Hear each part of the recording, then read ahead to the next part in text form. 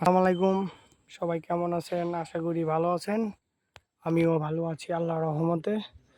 আমি আসলাম লক্ষ্মীপুর, ১৮তম জেলা আসলাম লক্ষ্মীপুর। এই মসজিদটি দেখতে পারতেছেন, এই মসজিদটার নাম হলাম জিনের মসজিদ, ঠিক আছে? এইটা হলাম আপনার জিনের মসজিদ। আমরা এখন দেখছেন জিনের মসজিদের যে কাজ চলতেছে, সাথে একটা তাল গাছ, এই যে রাস্তা। এই মসজিদের নিচে আপনার পানি আছে, বুঝছেন? মসজিদের মসজিদের দেখেন নিচে পানি, দিকে অনেক পানি আছে।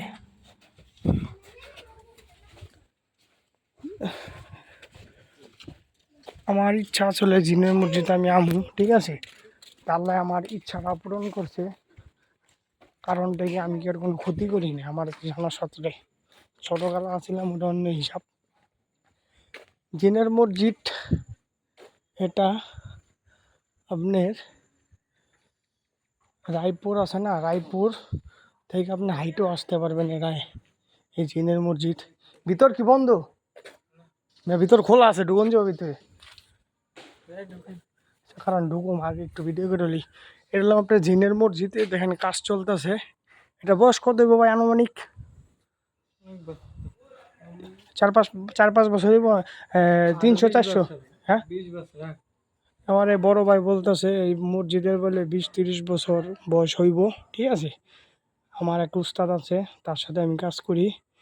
তার বাড়ি এই রায়পুর থেকে আরো 50 থেকে 80 টাকা ভাড়া। তার প্রেমিকারে নিয়ে আইছিল, মানে হ্যাঁ স্ত্রীরে নিয়ে আইছিল। তো জিনের মসজিদে আমার যাইতে কইছিল, লেগে আমি আজকে আসলাম।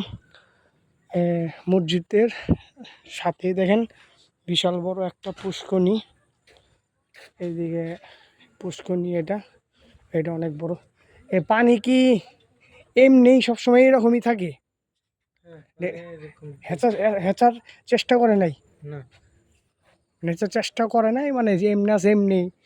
মসজিদটা কি জিনেরা বানাইছে নাকি এই মসজিদ কি মানে মানুষরা বানাইছে? জিনেরা বানাইছে। মানে মসজিদটা হলাম জিনেরা বানাইছে, সেজন্য নাম দিছে জিনের আজান দিতে আসছে আরে হ্যাঁ হুজুরে। হ্যাঁ, আরে জিনেরা আর কাজ করে না, গেছে চলে, মানে চলে মানে অর্ধেক বা আধা মেদি কাম কইরা পরে চলে গেছে নাকি? আজান দিতে না এলে পুরো টুক কইরা গেত নাকি? হ্যাঁ। বুঝতে পারছি আপনার কথাটা। আচ্ছা একটা কথা বলি, এই যে এখন সন্ধ্যার টাইম, আমি অন্য অন্য জায়গায় দেখি সন্ধ্যার টাইমে মানুষ এই আপনি মসজিদে আসে, দেখি এখন মানুষ দেখি না। এদিকে নামাজ পড়ে।